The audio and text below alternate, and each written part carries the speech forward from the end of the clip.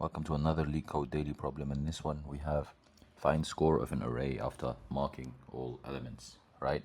So we're given an array nums consisting of positive integers. We start with a score of 0 and we apply the following algorithm. We choose the smallest integer in the array, and if there's a tie, we choose one with the smallest index. The most important thing we need to make sure of is it's not marked, right? We add the value of the chosen integer to the score variable, and we mark it, and then we mark the two adjacent elements, so the one before it and one after it, and then repeat until all array elements are marked, and just keep doing this until the whole array is marked, right? And then it just gets the score. So since we need to always be pulling the smallest integer, the best data structure to use in this case is a heap, a min heap, where we can have a min heap of a tuple of the number and index, where it sorts them by the lowest. That's gonna take charge of the part where if there's a tie, choose one of the smallest index. It's just gonna do it automatically, and then we're gonna have we're gonna have a set of marked, right? Whenever we pull the smallest index, we're gonna mark it.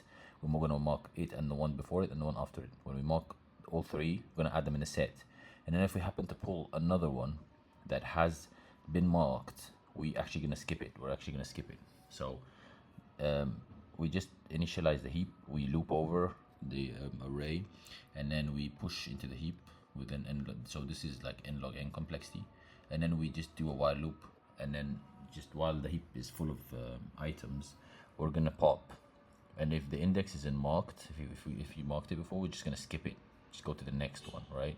And we're gonna add the score, and then we're just gonna add the index before and the index after. Just a small concern, if it's 0 or if it's like the maximum, the last index of the array, it doesn't matter if we add -1 or like a number above, it doesn't matter. We don't check the length of the marked set in any way, so we don't care about it. So yeah, and then we return the score. So the time complexity of this is probably n log n, worst case.